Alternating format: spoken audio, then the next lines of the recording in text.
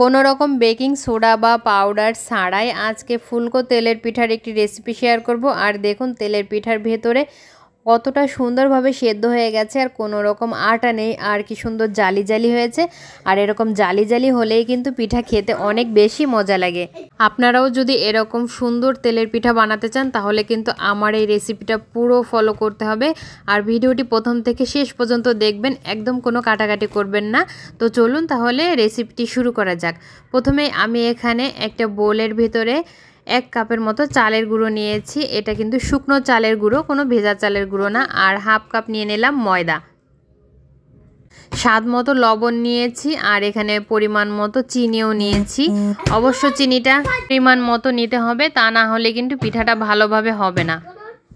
পিঠা পারফেক্টভাবে বানাতে হলে কিন্তু চিনির পরিমাণটা একদম সঠিকভাবে দিতে হবে। একদম বেশি মিষ্টি হবে না, একদম কম মিষ্টিও হবে না। তারপরে এখানে অল্প অল্প করে পানি দিয়ে আমি এটাকে ভালো করে মেখে নিব।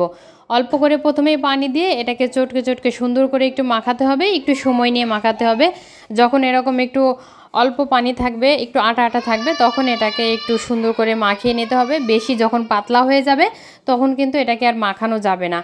তো এরকম যখন শক্ত থাকবে তখন এটাকে মাখাতে মাখাতে দেখবেন একটা সময় যে একটু নরম হয়ে আসছে। তখন আমি এখানে পানি দিয়ে দিব যতটুকু দরকার, আরেকটু দরকার তো আরেকটু পানি দিয়ে ভালো করে গুলিয়ে নিলে দেখুন আমার ব্যাটারের ঘনত্বটা ঠিক এরকম হয়েছে। তো আমি এখন পিঠাগুলো ভাজতে চলে যাব। কড়াইতে তেল গরম করতে দিয়েছিলাম, তেলটা গরম হয়ে গেছে। তারপর এখানে আমি ব্যাটারটা দিয়ে দিলাম, চামচ করে 1 চামচ দিয়ে দিলাম। আর দিয়ে কিন্তু একটু অপেক্ষা করতে হবে। পিঠাটা এমনি এমনিই কিন্তু ফুলে উপরে ভেসে উঠবে, কোনো রকম নাড়াচাড়া করার কোনো দরকার নেই। দেখুন পিঠাটা কিন্তু ফুলে উপরে উঠে আসছে।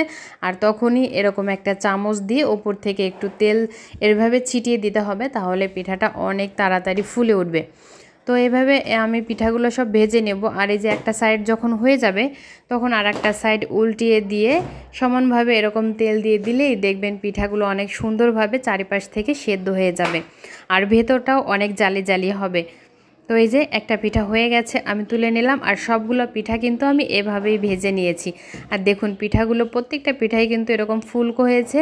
আর আমি যেহেতু চিনি দিয়ে বানিয়েছি পিঠা, এর জন্য কালারটা এরকম আসছে। আপনারা যদি গুড় দিয়ে বানান তাহলে কিন্তু একটু লালচে কালার আসবে।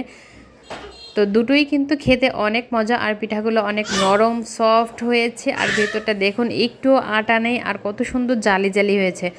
তো পারফেক্ট একটি পিঠার রেসিপি আজকে আপনাদের সাথে শেয়ার করলাম। সবাই ভালো থাকবেন, আমাদের জন্য দোয়া করবেন। এরকম নতুন নতুন রেসিপি পেতে অবশ্যই আমার পেজটি ফলো দিয়ে আমার পাশে থাকবেন। আজকের মতো এখানে বিদায় নিচ্ছি। আল্লাহ হাফেজ।